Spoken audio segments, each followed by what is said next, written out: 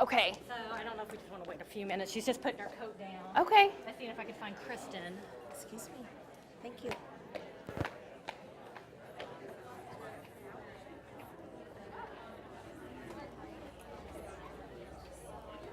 can leave you a little space if you want. Well, you know, I went to 19. So I guess our guest speaker just. Guest speaker just arrived. Pardon me? Yeah, can we wait a few seconds? We're going to wait a few seconds. Is that cool? She's just putting her coat down, and I didn't know if she needed. Did everything? Yeah. Okay. Okay. We'll wait till she's ready. Thank you. That's just her. Oh, That's perfect. Just her coming right there.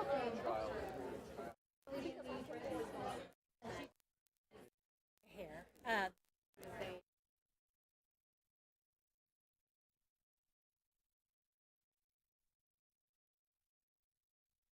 Just here to mic you really quick. Yes. Can you clip this to your belt or put it in a pocket? I don't know how.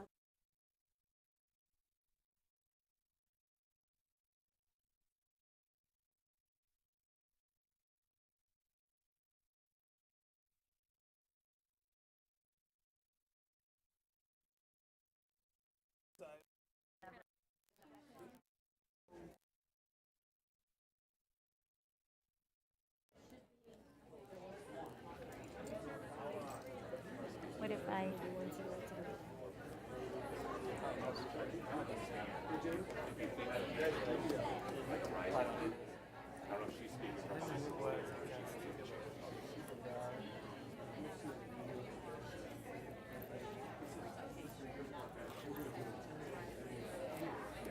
Stuck on something. The PowerPoint is open here. Okay. If she wants to just click on this, but I wouldn't change it until she's ready, and then we'll just have to minimize. Okay, just put this right here.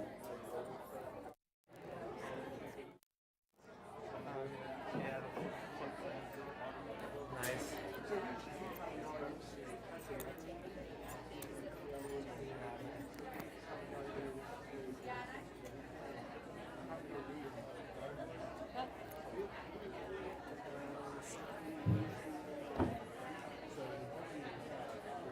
Yeah, we weren't sure. Sorry. It's always easy to put in. Oh, There. all right. Just kind of like open. Yeah. I was going to suggest kind of here. Modern technology. Kind of get the cord behind us. Yeah, the laptop's ready.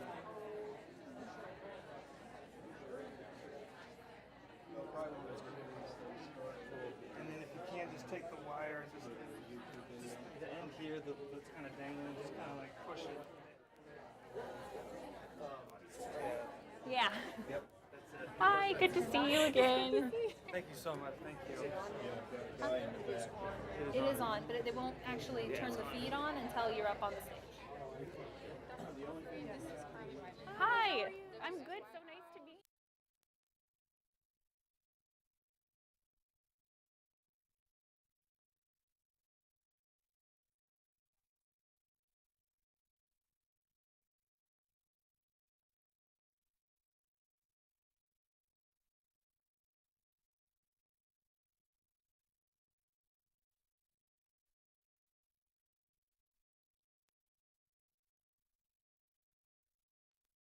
Thing you guys must have been right. Certainly not the wrong one. I just. It's the picture. And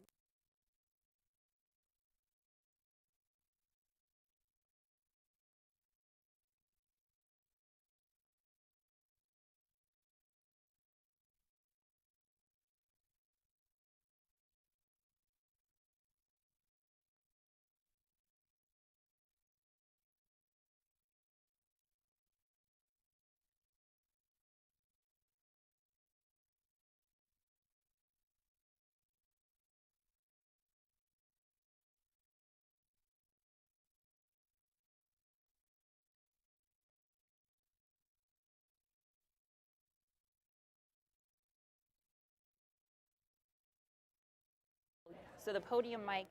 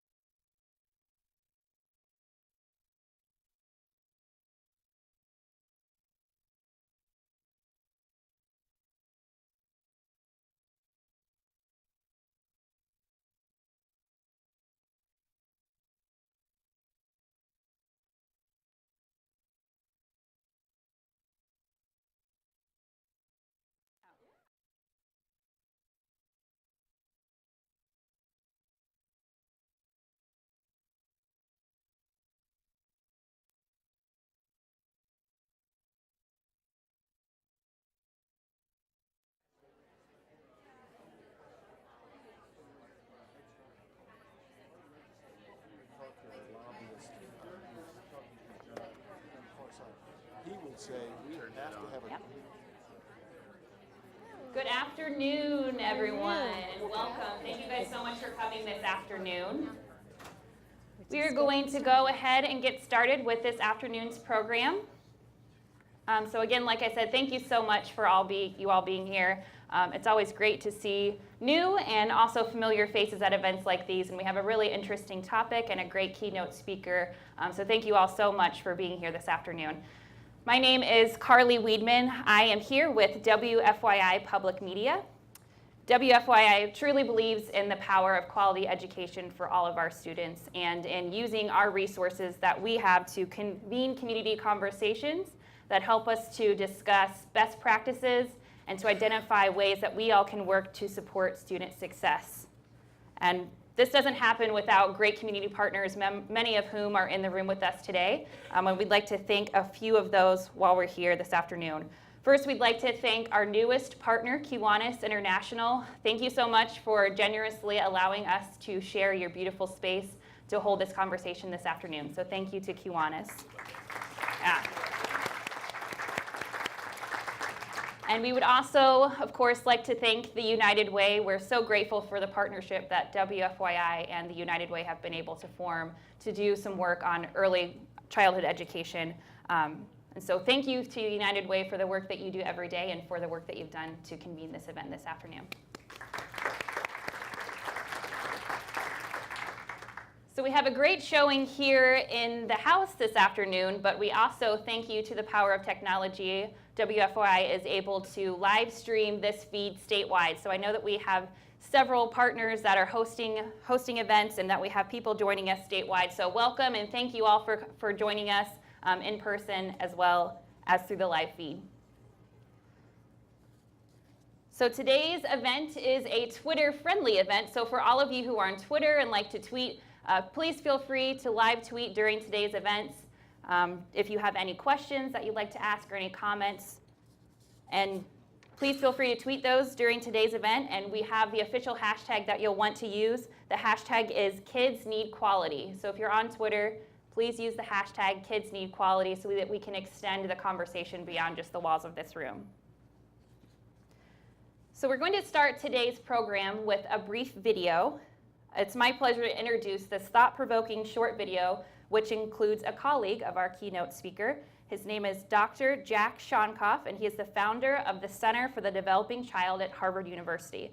And this piece highlights leading brain research and the impact of quality early learning opportunities, and will really set up the conversation that we're going to have this afternoon. So just a few more housekeeping notes before we go ahead and roll the video. You should have been given a note card when you registered and entered the event today. Please feel free to jot down any questions that you may have during the video or during our keynote speech. And we will have staff that will come along and will collect those note cards for a Q&A session at the end of the keynote speech. And for those of you who are joining us via the live feed, you won't be left out. If you have questions or comments that you would like to ask, please ask those questions using, again, the Twitter hashtag KidsNeedQuality, and we will have staff that will select your questions and try and get a wide variety of topics for the question and answer portion. So I think that's all of the housekeeping items that we have today. We'll go ahead and get started with today's program. So ladies and gentlemen, please join me in watching the following video, Early Learning, Brain Development, and Lifelong Outcomes.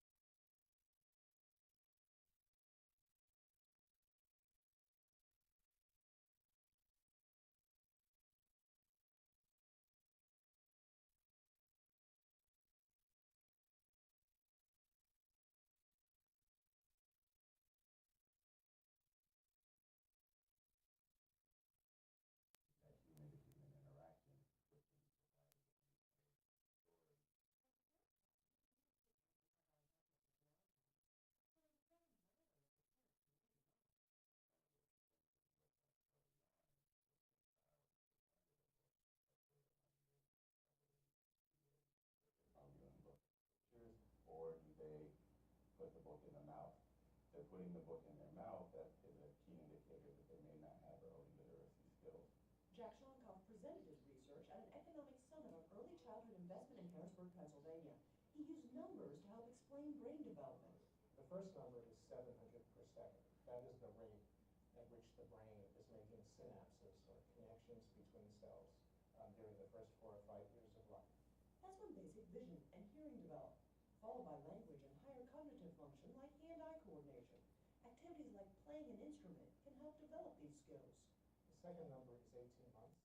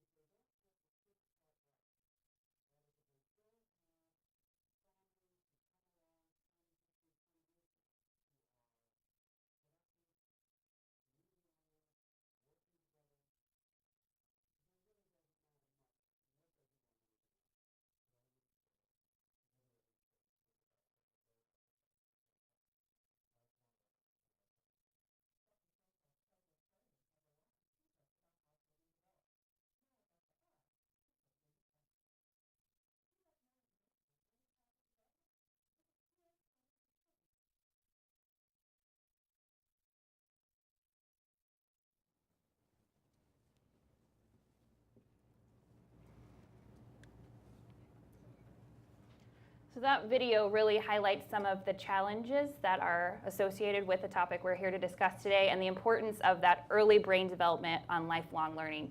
And we're so grateful to have an expert in the field here to be our keynote speaker this afternoon, Dr. Judith Palfrey. Dr. Palfrey is one of the nation's leading pediatricians. For decades, she has provided clinical care to thousands of children and families. She's conducted groundbreaking pediatric research, educated future physicians, and led major medical organizations. She is a leading researcher and a respected voice in her field. Palfrey is a T. Barry Brazelton Professor of Pediatrics at Harvard Medical School and is Senior Associate in Medicine at the Children's Hospital, Boston. Dr. Palfrey received her MD from Columbia University College of Physicians and Surgeons, did her residency training at the Albert Einstein College of Medicine, and was a fellow in community child health at Children's Hospital. She's the author of 5 books and is a past president of the Academic Pediatric Association and the AAP section on Development and Behavioral Pediatrics.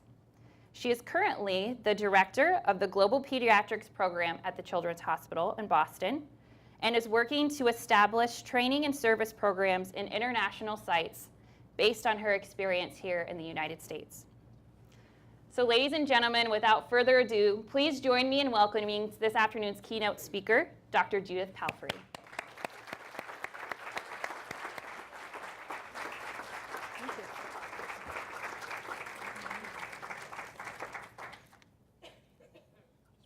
Okay.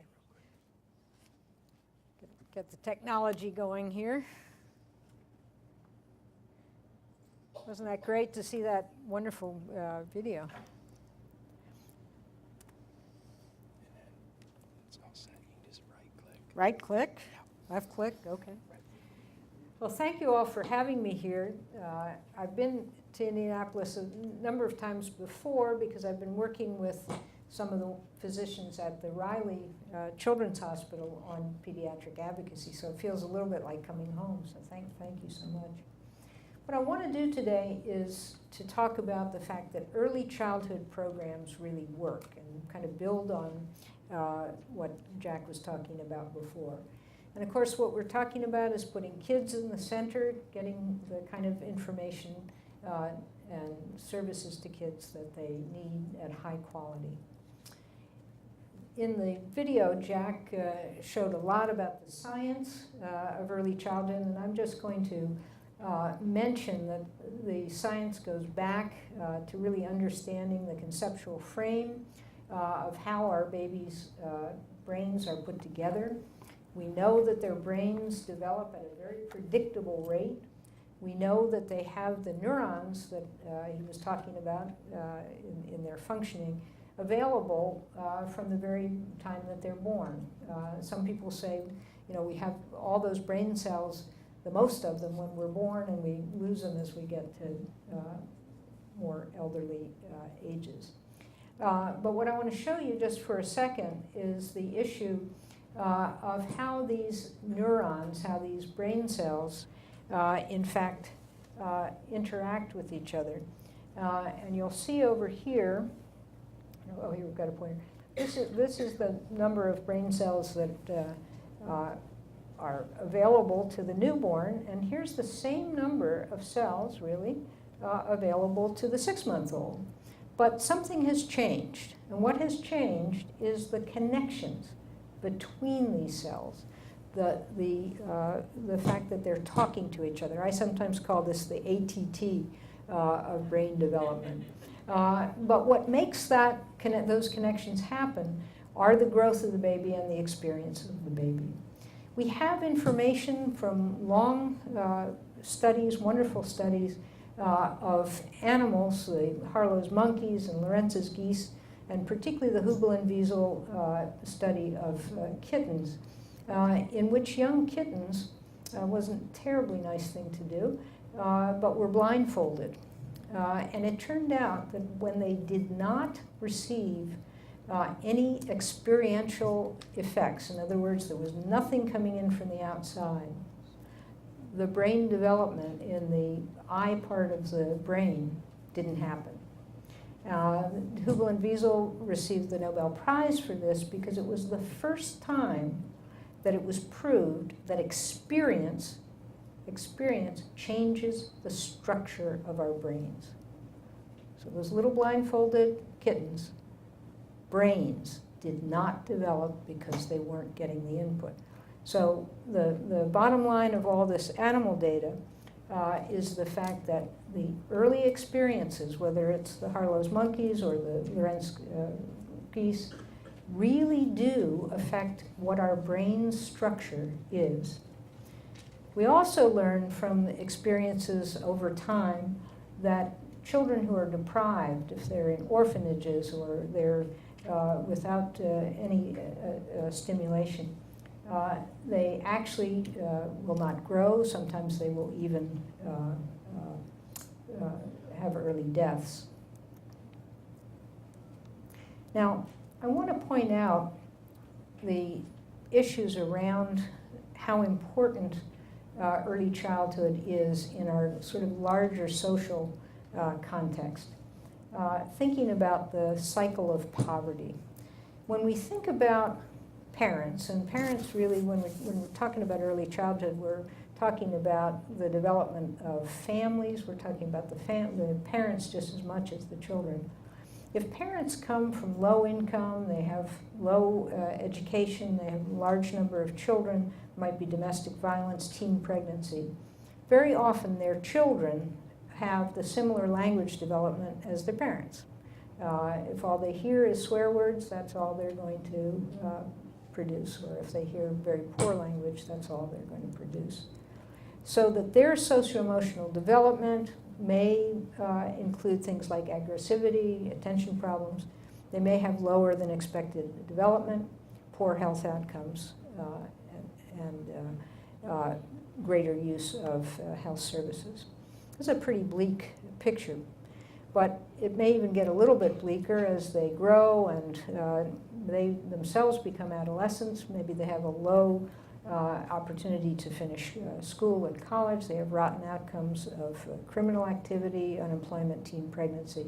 This is certainly not everybody in poverty, but this is kind of the worst case scenario. And then what happens is that those same people become parents, and the cycle begins again. And this intergenerational pattern, I see some people nodding their heads because they've seen it. Where do you interact? Where do you kind of get to the bottom of this? People like Dr. Shonkoff and Rob Duggar and others believe very strongly that where you get at this is through preschool interventions. Not the only place, but it's a place where we have some very effective tools that I'm going to tell you about, and it's a place where we can begin to break this cycle of poverty. We have experience to indicate how successful programs in early childhood can be, going way back to Haber's studies in the middle of last century. I'm going to tell you a bit about Head Start, but we also have research on deaf children, which is very telling in terms of getting intervention available to deaf children early, studies with kids with Down syndrome, with CP. And what we've learned from all of this is that the brain is quite plastic, and that and particularly the earlier the children are, the more that actually can be done. So I'm going to tell you a little bit about Head Start. Are there any people here who work in Head Start? No? Okay.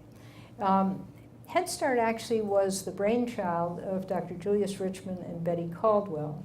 And they were a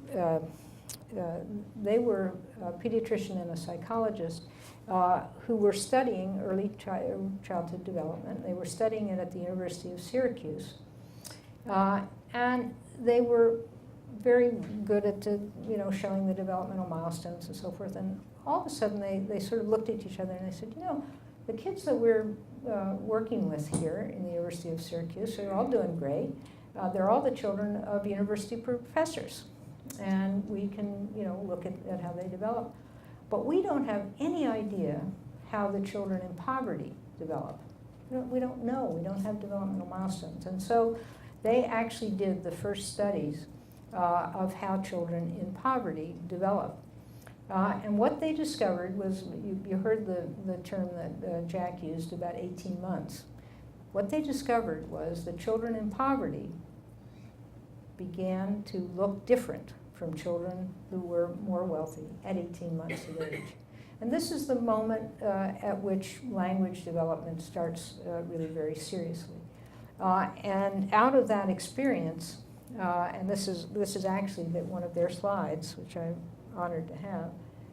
You can see the developmental attrition here. They did some interventions with a center-based program and started to see some difference. After they had done this intervention study, they were called to Washington because it was the 1960s, 1965, and the war on poverty was starting. So from this little house in Syracuse, they were called to come to Washington to show what had happened with their little bit bigger study.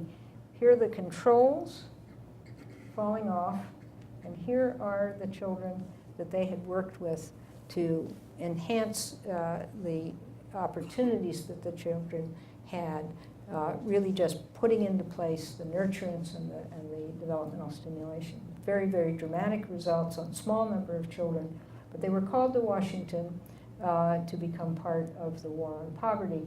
And here actually is Dr. Richmond at the day of the signing of Head Start. Now, Head Start was a wonderful conception, including a very broad, comprehensive role. And one of the things that was very important was health and safety. And I understand here in Indiana, the issue of health and safety in daycare is a really important one.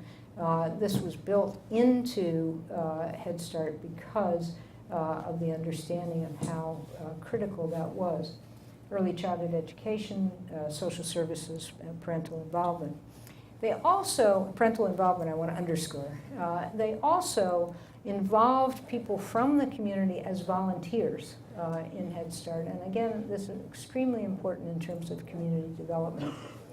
And this fifth point, local governments to implement maximum feasible participation of the poor. We don't talk that way anymore, that's the 60s, but maximum feasible participation of the poor. This is a very different vision from the vision I gave you of that cycle of poverty. This is, okay, let's find the resources, let's find the strengths, let's make sure that we respect the community. And then they had various kinds of technical assistance and so forth.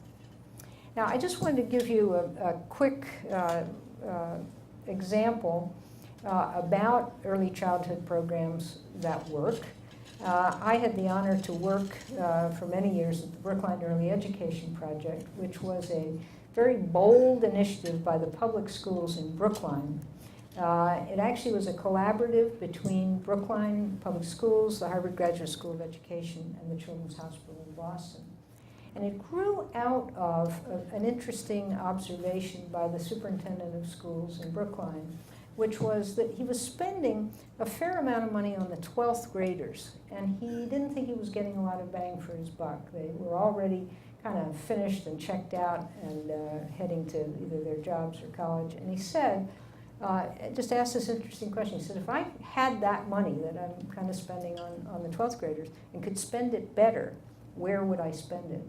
And he decided to start an early education program which would begin, that's true, what I have up there, they would enroll the babies 3 months before birth in public school. They would have home visits, which would be up until the age of 2.5 to 3, and then they would have preschool center visits after that. Now, this program actually has served as the template for early Head Start that is now rolling out, and a lot of things we learned from it have been incorporated into that. The lending library for people to come and pick up books and also toys, and there were guided observations in the preschool. The program was a little unique, maybe actually unique, in the early childhood studies because it was not a poverty program per se. It included everybody in the city of Brookline and an enhanced sample from Boston, because Brookline actually is a kind of a more middle-class neighborhood. So about a third of the kids came from Boston and were from poverty. So it represented the whole demographic of the United States. The program was kind of fun because it had 3 levels that people would be randomly assigned to. Level A was a very intensive program with monthly home visits, kind of like the nurse health partnership, the nurse home visit studies. The second level was more moderate, every 6 weeks, and then the third had no home visits. Everybody got the preschool at 3 to 5. What happened with this quite extensive program over the 6 years that the children were in it was that when we looked at second grade, We had found an impact on behavior, an impact on reading, but we'd also found this very interesting differential effect. And what I mean by this is that when we looked at the reading scores at second grade, against a random control group, we found that the random control group of children had about 20% of the kids with reading problem. The children that had received no home visits, in other words, nobody had gone out to their house to give home visits, but they could come into the center, they could use the library, they could, on their own initiative, get involved. Half of those kids had the reading problems as the control. So that was pretty good. Turned out that for the group that had every 6 weeks, even fewer, and for the group that had had the intensive program, we almost wiped out reading programs. Now, in medicine, we would call this a dose-response curve, and we'd go home and say, this is terrific, and we did. Now, I want you to notice that says families highly educated. I'm about to show you families less highly educated, because the pattern was different. This was the pattern for the children of families who were less highly educated. We didn't touch the reading levels with the program that the families had to come on their own for. And what this said was, for people in poverty, you absolutely do have to make that extra effort. You do have to get out. You've got to do the home visits. You've got to enhance the opportunities that the families have. And if we hadn't done this in a mixed group, we never would have picked up this differential. But it reinforced for a lot of us the importance of the kind of work that many of you do getting out into the community. Aren't they cute? They are now, parents of little ones themselves. In the world of early childhood, there have been many impact analyses now looking at Head Start and studies like this. And these are the Lazar, one of the first impact studies that was done by Irving Lazar, looking at Head Start, and then there have been other studies of early Head Start and abecedarian and so forth. What Irving Lazar was able to show was this very large IQ gain immediately after Head Start, but with some decrement over time, because what happens with early intervention, early programs, is if the children go into a public school or other schools that don't reinforce and don't enhance what they've learned in early childhood, some of that can have a decrement. And so as important as the early childhood is, the quality follow-up is very important. A recent meta-analysis of 123 studies has shown both the immediate gains and long-term gains. And what I wanted to show you is this wonderful man from Head Start. Anybody here who was a Head Start graduate? Nobody in this room? Oftentimes when we talk about early childhood, we meet people who've been Head Start graduates, and their stories are amazing. Our experience at the Brookline Early Education Project was that we had the opportunity to follow up 25 years later. And we were interested to find out what had happened to all the young people. We had a hypothesis that there would be long-term effects from BEEP, that there would be greater strength in schooling and learning, that there'd be better health outcomes, that there'd be better health promoting outcomes, and that there'd be fewer mental health problems. To be honest, I don't think we believed that we'd get that mental health impact. I think we hoped, but I don't think, because it wasn't something we really had built into the program. So we were just tickled to death when we found improved educational outcomes, job placement, health outcomes, healthcare utilization, and improved mental health outcomes in our 25-year follow-up. The other thing we found was a lot of civic engagement by the BEEP graduates, which was really exciting to us. Now, what are the financial implications here? I was interested, the one number Jack didn't put up, and it doesn't do the cha-chink. I had this set up so it would go cha-chink. But anyway, the other number that you want to remember with all those others is 7 to 1. So for every dollar spent on early childhood, there's a $7 return. And that ranges 3 to 16. And these data come from serious Nobel Prize winning economists, Jim Heckman and others. These are real. So, hey, Dr. Palfrey, hey, Judy, what do you talk? I mean, that's crazy. What are you talking about? Where's that money coming from? Well, it's coming from fewer students retained in grade. It's coming from fewer students in special education classes, less delinquency and use of jails. We close a few jails. More employed adults, more adults with positive civic engagement. How important that is for our communities, and fewer mental health experiences. So what's going on? What is the power of child development? Well, it's engaging families and caregivers, it's enhancing the knowledge of child development, and it's seizing the readiness moment. If we think about the interaction of caregivers and babies, this is a very, very powerful force. And I love this particular picture. I've got to find out who it's actually by. At one point I knew. I'm not sure if you're going to be able to see this, but the mama is nursing the baby. And the interesting thing is that the baby is looking at the mother, right? We've all seen that before, had that in. But did you know that the focal length of this baby is fixed at that distance, exactly, right? So built into us, built into our genes, built into our neurodevelopment, is this wonderful interaction and dependency at this point in early infancy. To me, this speaks volumes about what we are doing with Nurturance, what we're doing in terms of early childhood, what we're doing in terms of investing in our babies. As the babies grow, they become more able to interact with objects. They play with their toes and their fingers, and they reach out and they bring their little hands together. They put stuff in the Federal Bureau of Investigation. You know what that is? Their mouth, right?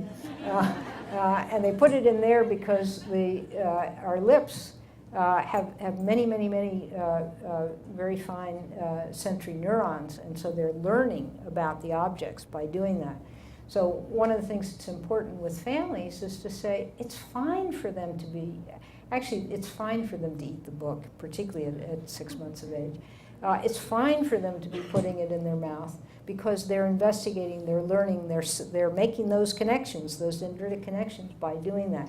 Just make sure that the object you give them is big enough that they don't swallow it, but then let them go. That's just a little tip that a home visitor would give to the parent about how that baby is developing, why it's important for them to be doing it.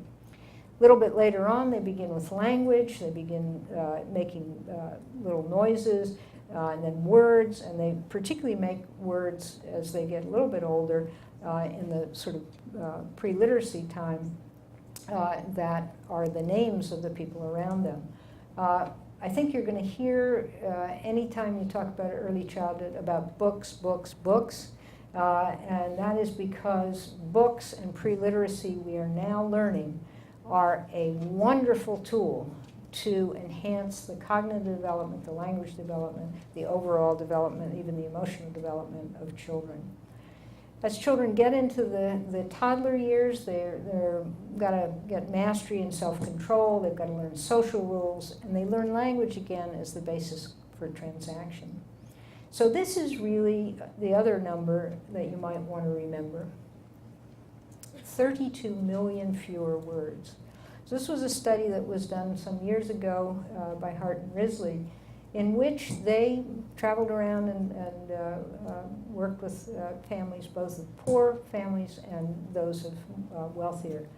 And they found a gap in terms of the interaction, the words that were expressed between a parent and child, of 32 million between the wealthier and the poorer. 32 million words. So what that means is that the children who are in poverty, on my cycle of poverty, what they're missing is simple interactions of the mother, walking through the grocery store saying, that's a tomato, right? So when the child visitors go into homes, they just teach parents how to have little conversations with the babies, that it's fine to be silly and to laugh with the baby and to tell them about the cat and to tell them about the grandma who's coming over in the funny looking hat or whatever it happens to be, but to keep repeating that. So, for instance, the baby, to learn what a hat is, needs for the mama to say, Grandma has a hat, look at that. Johnny has a hat, look at that. Sam has a hat, look at that. And all of a sudden, the baby starts realizing every time somebody says the word hat, there's one of those things on your head, right?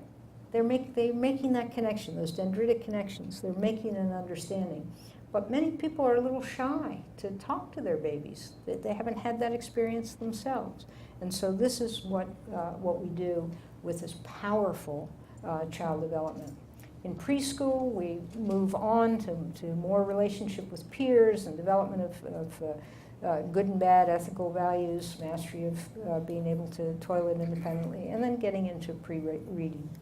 But I want to go back and continue to emphasize literacy, language and literacy, because literacy helps us to advance language through storytelling, through rhyming.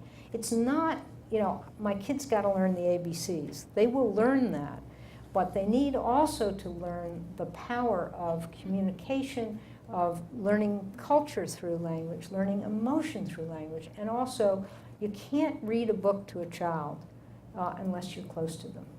So it brings that nurturing and that closeness. And in pediatrics, we've had a program called Reach Out and Read for some years. We've looked at it from a scientific point of view, and it is an evidence base that we can increase receptive language and expressive language by giving books to babies. If we want to think a little bit more about why this is important, we still have in this country 21% or so of adults who have poor literacy. And look at the difference in terms of the annual average income if you have problems with your literacy and with your education.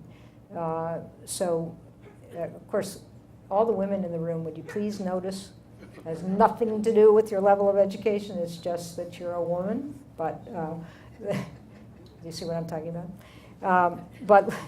But look across the impact from not completed high school to bachelor's degree. We know these things, but sometimes just seeing them visually kind of makes the impact of how important these things are. So social development in the preschool, very, very important, and increasingly to help children understand social norms, positive discipline, limit their exposure to negative kinds of things. At the same time, the work in early childhood helps us with children's mental health, with making sure that they're communicating well, they're not getting the underpinnings for things like anxiety and depression. And then back sort of to Dr. Richmond with making sure that health and safety are built into any kind of quality childhood program. Now, because of the obesity epidemic, we realize that early childhood programs are wonderful places for making sure that children are receiving healthy nutrition and are receiving good opportunities for activity level. And this is the First Lady's Let's Move program with Let's Move Childcare. Any childcare program can become a part of this. Those that have been doing it have been having great impacts. We've just begun to celebrate the new Haynes data that are showing that the 2 to 5-year-olds are overweight and obesity problem is less. We're beginning to have some reduction there. A lot of it has to do with the work that's going on, getting my plate out, getting health and education into the daycare. So I've gone through a lot in a very short time, but what I wanted to kind of share with you is what will investing in early childhood mean for Indiana. So it'll mean some important things. First, healthier children with fewer long-term health outcomes. Second, ready children with less time and effort to spend on remediation. Third, stronger and happier families. And fourth, communities that care about and fully enjoy the wonder of the developing child. So thank you very much. This is all about the kids.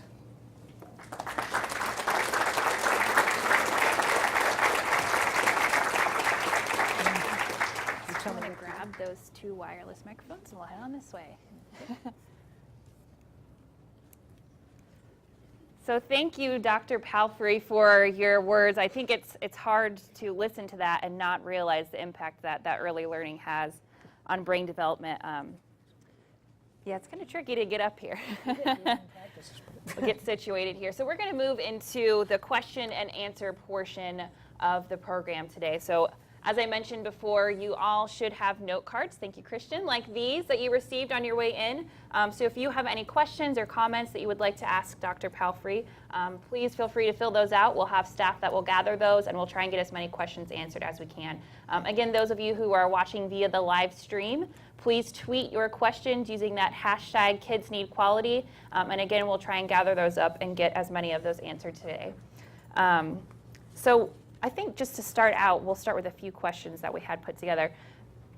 How long have we been studying this, or how long have we known the impact that those early years have on future learning and future development? So that slide that I showed you of the brain slide, that actually was one that Dr. Richmond put together. That's actually a cat brain. It's not a baby brain. In 1960s. So we have known this for a long period of time. And of course we know it from the information I showed you really back to the Bowlby and Spitz, knowing that it was not good for kids to be deprived. And we know it in our hearts. But the formal kind of studies really began. I mean, really, Dr. Richmond, and by the way, Dr. Shunkoff is the Julius B. Richmond professor. So, he really was the one that began to say how important getting the scientific basis was. So several decades we've known this and studied this. Yeah. So what do you think has been the biggest development since we've started studying this? What do you think is the biggest piece of information that we've been able to uncover? Well, I think that these studies that have gone on about the experience of working on early childhood and the fact that we've now got a real body of information that's all pointing in the same direction it has been really helpful for us. I do think that we're fighting a large. This is a large problem, and there's not going to be one single thing. And Americans want one single, little. Okay, give me a pill, give me a bullet, give me a this or that. There isn't, and so I think probably the most important thing here is going back to those principles again in Head Start. These are problems that need to be attacked on many, many different levels, many people involved. Mm-hmm. So that kind of leads me into my next question that I was going to ask you. So I see this research and think it's hard to refute that evidence that this is a crucial time, but it still seems like that as a country we're not really investing as much as we should in those early years, and I'm curious on your thoughts of why you think that might be when the research shows how crucial that this time period is. We're all going to go out of this room still asking that question. But Americans, really do want the best for their children. And I think sometimes one of the problems is, and why this information is so important, people feel they don't have the tools, they don't know how to do it. So the value of a program like this is again, having us talk, having us put these pieces of information forward. If on a bleak day, I'll say to you, how is it possible that in the United States, when we compare our health and safety and education measures to all of the the OECD countries, the 24 countries that are like us, where do you think we rank with the 24 countries in the OECD? What's that, the middle, the top? 24, you know. The bottom, I mean, we rank at the bottom. So, and in a society which, is very wealthy, some of this is hard to kind of understand.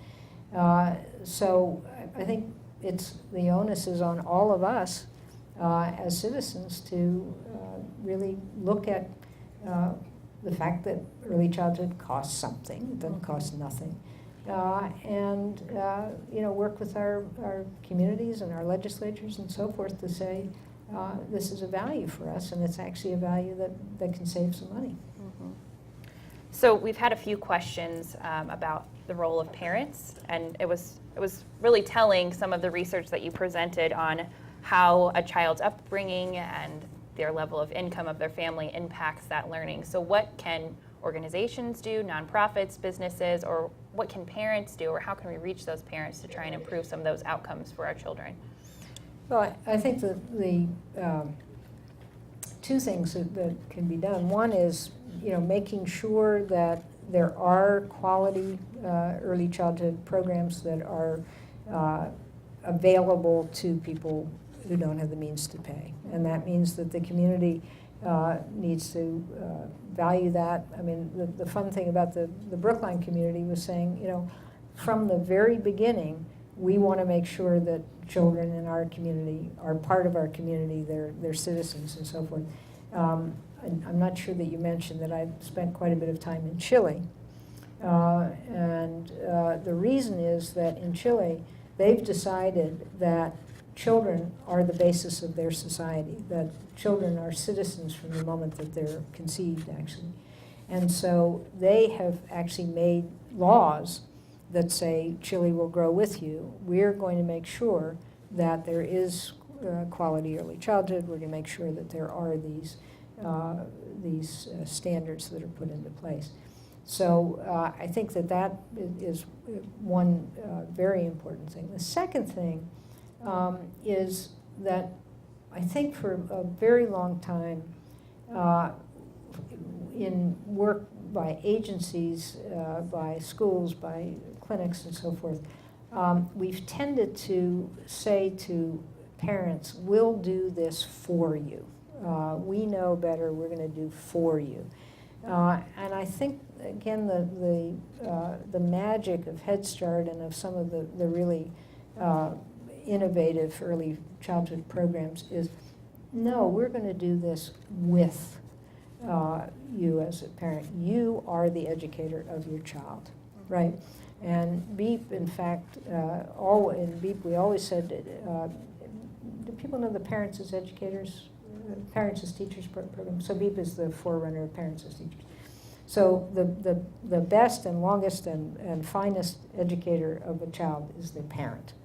And I think that it's really important to emphasize that. Now, if the parents don't have literacy skills, that doesn't mean they can't get them at the same time that their kids do. And one of the really nice things about Reach Out and Read and these literacy things is that it's very simple reading, and the families can be learning at the same time and do. And one of the big things that happened with Head Start was the number of parents who actually went back to school, who actually got their degrees. Some of them went on, for even more extensive training in education and so forth.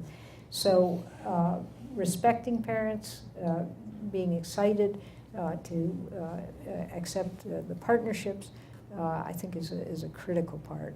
Making sure there's the quality programs, and then making sure that the families feel completely welcome. So there's kind of a question here from the audience that goes along with that. You presented some evidence on the impact of home visits on learning, and they were curious if that had any impact on maybe not the student that was involved in the home visit, but maybe a younger sibling, or resulted in the parent going back to school, or any other side effects that resulted. You know, there obviously are side effects on the whole family. One of the things we did with the home visits was safety checks, right? So if the home visitor's in the house and doing a little safety check with the family and finds, you know, that there's a broken window, or there's unsafe, or there's not a fire, what do you call it? Smoke detector. You know, by changing that, it's going to be good for the whole family. I'll tell you one of my favorite BEEP families, because I was one of the doctors in it, was a mother of 8 children. And I remember she had her hands full. I remember sitting, and she had a wonderful Irish name. I can't remember what it was, but let's suppose it was Sullivan. I said, Mrs. Sullivan, you know, why in the world did you sign up for BEEP? You know, you have 7 other kids, and you know. And she said, you know, when they were growing up, I didn't know what to look for as they were coming through. And what BEEP has done for me is that it's opened my eyes to the readiness moments to anticipate the beauty of what was going to unfold with the families. That always stuck with me, that she saw the value in just having those things pointed out to her. So once, you know, the family has learned those things, then for the next baby, they're going to have that anticipation that now the child is going to be doing, you know, whatever it happens to be. So yes, there should be a big overflow to the rest of the family. Yeah, so that one strategy can really kind of make a ripple effect and make absolutely. a huge difference. Absolutely. So there's a few questions here specific to, we talked a lot about poverty. What are strategies that can be used to address children who have dealt with a traumatic experience or have other risk factors? How can we help those students? Are they similar? Are they different? Depending to some extent on what was the traumatic experience and so forth. But as you saw in the video with the ACEs study, one thing that we know is that the bad effects on children are cumulative. So, you know, if you have one episode that happens in your family, I mean, there's very few people who haven't had one traumatic experience or one bad effect. You know, mostly the people will rebound from that. But obviously, depending, I mean, if it's ongoing domestic violence or something of that nature, that has to be addressed. And so one of the things that we discovered in the BEEP program was it started out, interestingly, being sort of education. It was from the public schools, and the public schools thought, you know, we'll have a curriculum, we'll go in there, we'll deal with the curriculum, everything will be fine. Before long, what they discovered was the teacher would go out, the home visitor, and she'd find the mother, you know, crying at the kitchen table. And she said, I didn't sign up for that. You know, what's going on, and that might have been abuse, or whatever it happened to be. And so very quickly, we actually put a social service person into the project, and that was very helpful for, she did everything from citizenship to literally dealing with some of those very serious conditions. But you're not going to deal with those serious conditions in exactly the same way as you are with developmental attainment. You have to do them in tandem. So it seems like we've gotten a lot of questions, and I think it may be as a sign of the times in Indiana here. So we recently had legislation passed around early education. We are funding 1,500 students for early education. It's been a long time coming, but there's much more work to be done, and with limited financial resources, it can kind of be difficult sometimes to get that point across that this is really important. So what advice do you have for the folks who are working on this in our state to really emphasize the importance of this investing in early education? Well, just keep talking and keep bringing it up. It never hurts if you've had a really positive experience. I think a lot of us, find that legislators are like anybody else. If there's been a success, that makes you feel good. And we can tell all the sad things all we want, but if in your daily experience with the family, you see an uplifting experience, log that in and ask the family, would it be okay if we tell this story because in advocacy, one story can often be the thing that tips somebody's experience.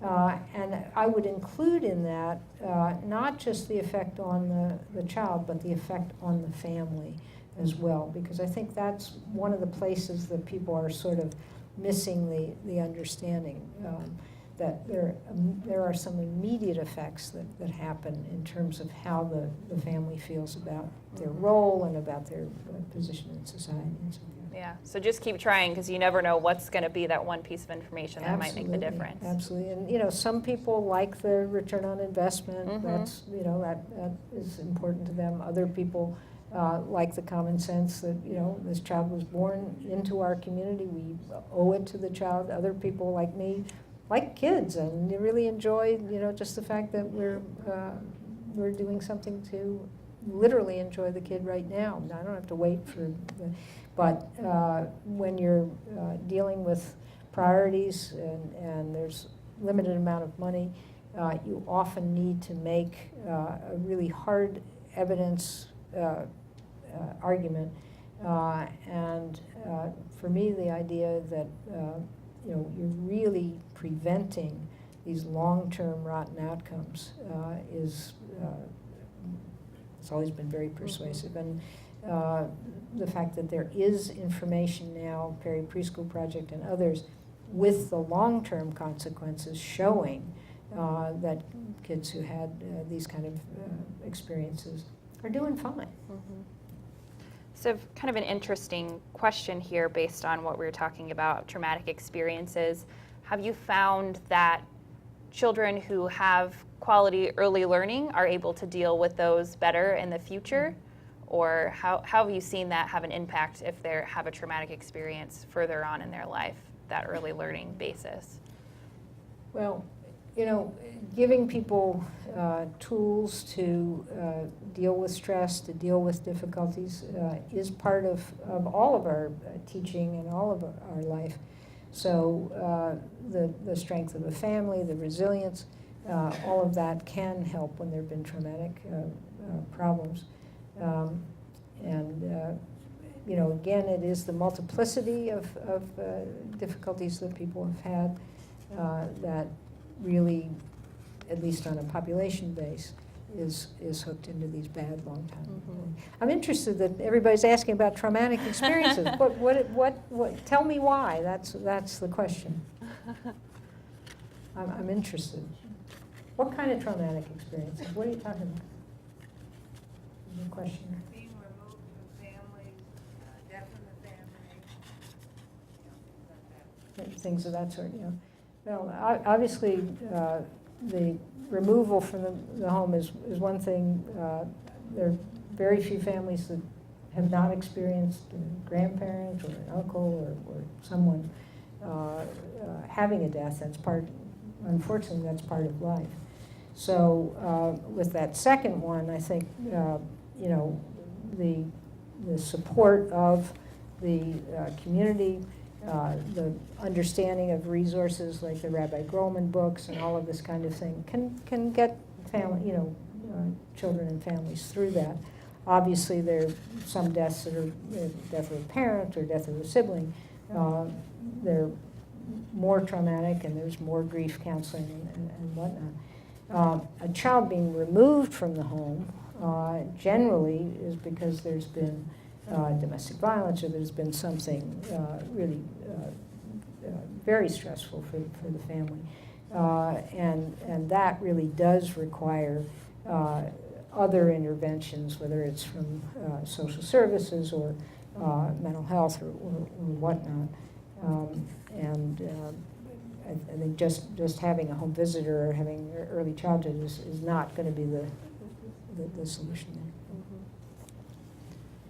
So we have some specific questions on specific tactics, and if you found in your research whether those are effective, and if so, how we get those to be more used in the United States. So specifically, programs like the Reggio Emilia in Italy, and then also the use of sign language. Have you found that either of those have had a specific positive impact, and if so, how do we get that to be more widely used here?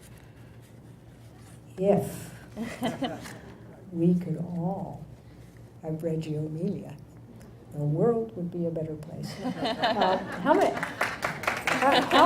How many people have been to Reggio Emilia? Yeah. Wonderful. So the magic of, I haven't, but I would love to. So the magic of Reggio Emilia is what? It was built by whom?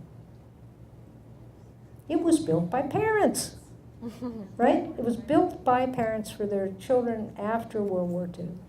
And that's the point, is that the parental, these were people who were, talk about a trauma. I mean, they had the war, they had everything else, and they said, okay, we're building back. And I'll tell you that one of the things that we're learning in disaster recovery, talk about traumas, is that the first thing you should do when you've had something like the earthquakes, and et cetera, is build the school.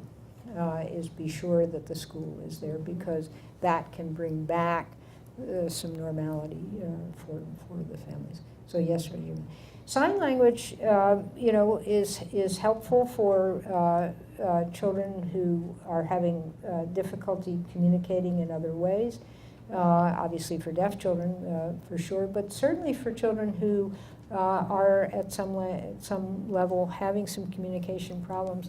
When the good Lord made us, He gave us lots of pathways for doing things. There are 3 or 4 ways to support our balance, and there clearly are multiple ways to communicate, and we're all learning. Who knew that your fingers talked, right? I mean, we didn't know that, but now all of our fingers are talking, right? And our thumbs, for sure.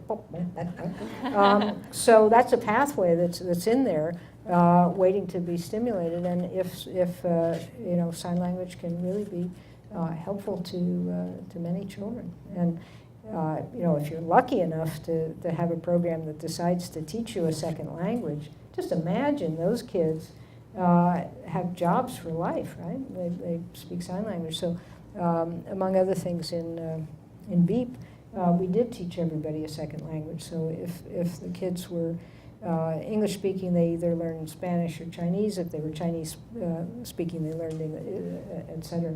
And those kids then are, they're set for life. So yes. Mm-hmm.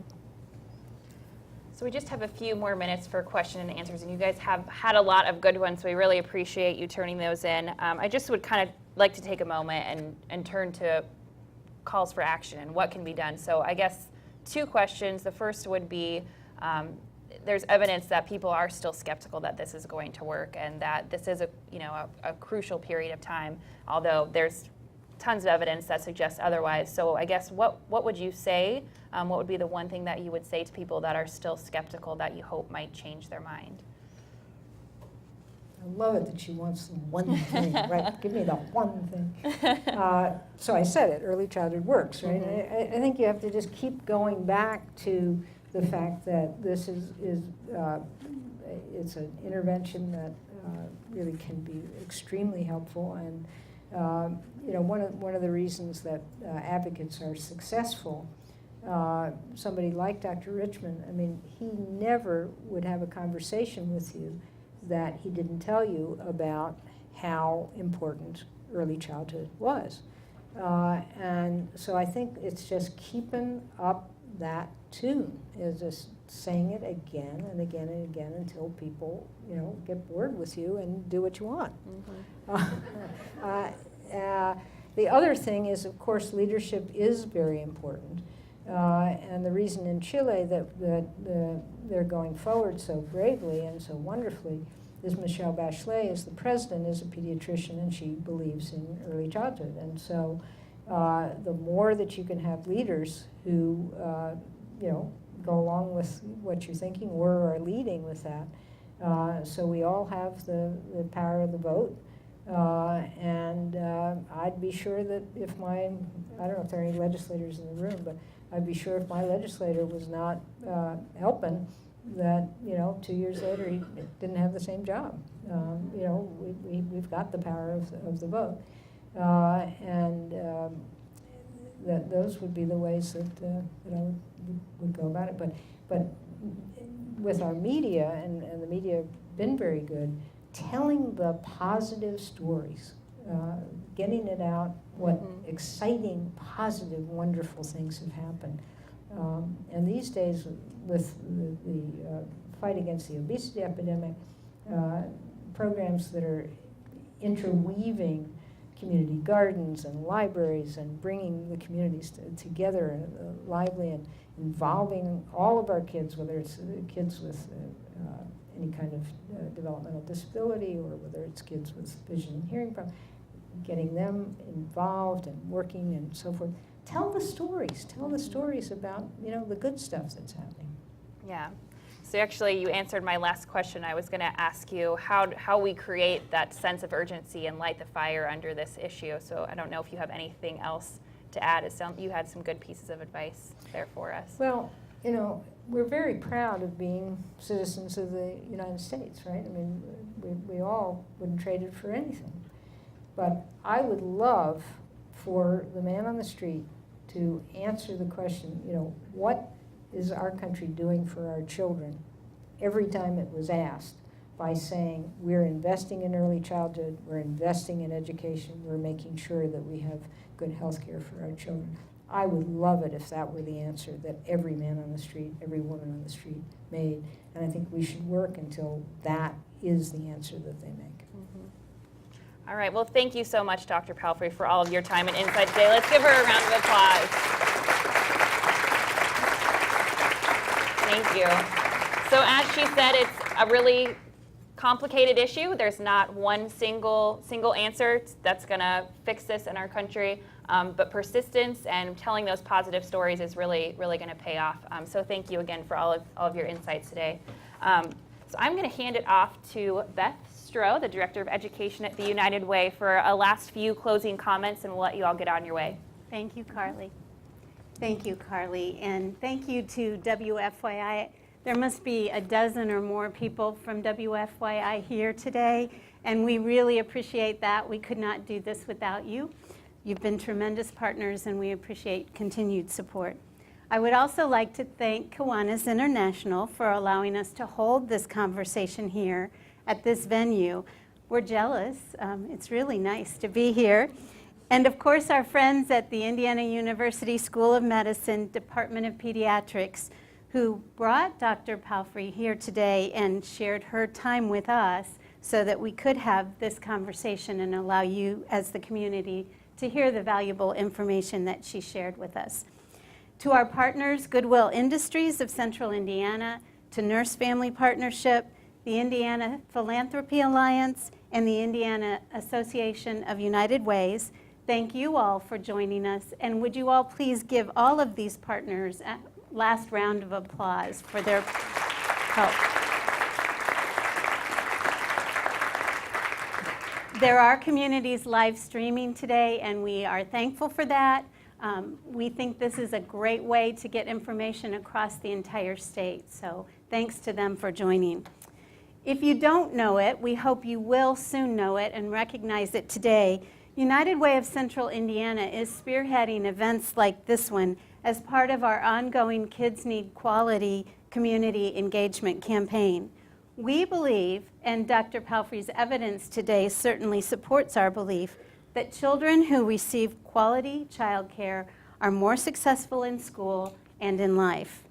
This campaign seeks to inform parents about the importance of early learning and development in safe environments and to make them aware of high-quality childcare options.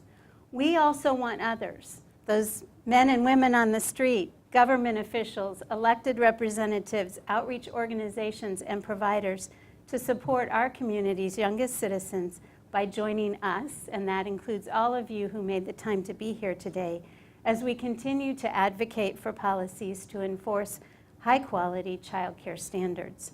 Recently, we were pleased that 2 bills that United Way supported were passed by both the State House of Representatives and the Senate bodies, and that Governor Mike Pence signed both bills into law just last week.